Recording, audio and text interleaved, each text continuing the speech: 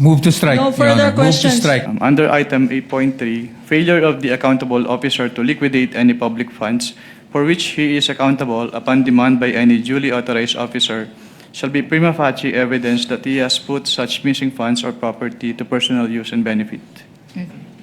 So nakalagay dito sa 8.3, you are a lawyer as well, Mr. Witness, apart from an auditor.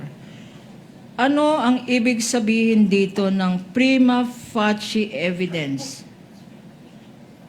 Ang ibig sabihin po ng prima facie evidence under 8.3 ay nagkaroon po ng presumption na ginamit yung funds for the personal use and benefit of the accountable officers.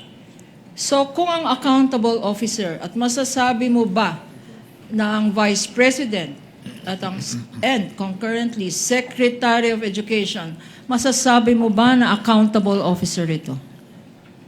Based on the joint circular po, yes po, kasi under the joint circular, it shall be the responsibilities of the head of agency to oversee the agency-wide use of the confidential fund and to ensure compliance with the requirements of the joint circular. And also, inattest po ni Vice President in her capacity as the Vice President of the Philippines and the Secretary of the DepEd, yung certification ng accountable officers na ginamit yung pondo for their confidential expenses. Okay. Ngayon, ang confidential fund, sa binasa mo, ang confidential fund ba ay public fund? Yes, ma'am. Yung post-audit mo naman, na sinabi mo ay irregular, may discrepancies. Ito ba ay, ang in-audit mo ay liquidation documents ng Vice President? For the fourth quarter of 2022 until third quarter of 2023 po. Yes, ma'am. At sinabi mo, based on 8.3, na merong funds na hindi ma-account o walang dokumento na sinamit ang Vice President. Tama? At ang DepEd. Tama? Pwedeng paulit po ng question. At sinabi mo yesterday at ngayong araw na merong mga pondo na hindi naman confidential funds, ginamit sa confidential funds. Or sinabing ginamit sa confidential funds pero wala naman dokumento. Tama? Objection, Your Honor. Misleading as to dun sa sinabi na wala Sustained, namang- counsel. Kindly reform. Okay. So you said here that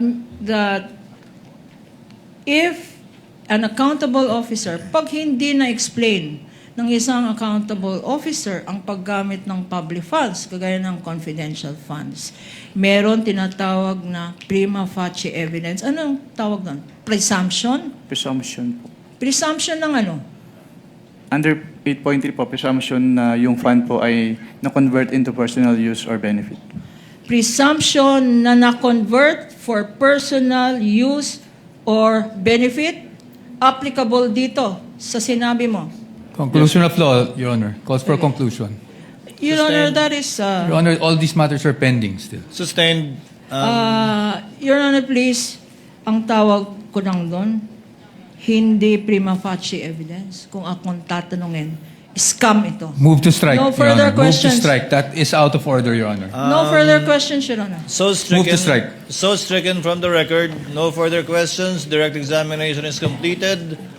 Move to strike, No Your further Honor. Move to questions. strike. Under item 8.3, failure of the accountable officer to liquidate any public funds for which he is accountable upon demand by any duly authorized officer shall be prima facie evidence that he has put such missing funds or property to personal use and benefit. So nakalagay dito sa 8.3, you are a lawyer as well, Mr. Witness, apart from an auditor. Ano ang ibig sabihin dito ng prima facie evidence?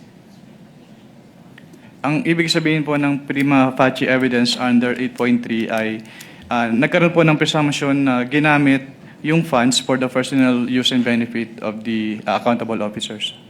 So kung ang accountable officer at masasabi mo ba na ang Vice President at ang and concurrently Secretary of Education, masasabi mo ba na accountable officer ito? Based on the joint circular po, yes po, kasi under the joint circular, it shall be the responsibilities of the head of agency to oversee the agency-wide use of the confidential fund and to ensure compliance with the requirements of the joint circular. And also, inattest po ni Vice President in her capacity as the Vice President of the Philippines and the Secretary of the DepEd, yung certification ng accountable officers na ginamit yung pondo for their confidential expenses. Okay. Ngayon, ang confidential fund, sa binasa mo, ang confidential fund ba ay public fund? Yes, ma'am. Yung post-audit mo naman, na sinabi mo ay irregular, may discrepancies. Ito ba ay, ang in-audit mo ay liquidation documents ng Vice President? For the fourth quarter of 2022 until third quarter of 2023 po. Yes, ma'am.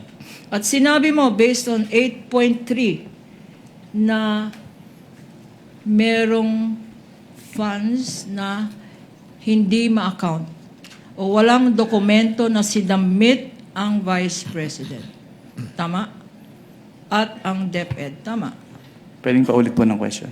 At sinabi mo yesterday at ngayong araw na merong mga pondo na hindi naman confidential funds, ginamit sa confidential funds. Or sinabing ginamit sa confidential funds pero wala naman dokumento. Tama? Objection, Your Honor. Misleading as to dun sa sinabi na wala Sustained, namang- counsel. Kindly reform. Okay. So you said here that if an accountable officer, pag hindi na-explain ng isang accountable officer ang paggamit ng public funds, kagaya ng confidential funds, meron tinatawag na prima facie evidence. Anong tawag doon? Presumption? Presumption po. Presumption ng ano? Under 8.3 po, presumption na yung fund po ay na-convert into personal use or benefit. Presumption na na-convert for personal use or benefit, applicable dito sa sinabi mo. Conclusion of law, Your Honor. Calls for conclusion. Your Honor, that is... Your Honor, all these matters are pending still. Sustained. Your Honor, please, ang tawag ko lang doon, hindi prima facie evidence. Kung akong tatanungin, scam ito. Move to strike, No Your further Honor. Move questions. to strike. That is out of order, Your Honor. No further questions, Your Honor. So Move to strike. stricken. So stricken from the record. No further questions. Direct examination is completed.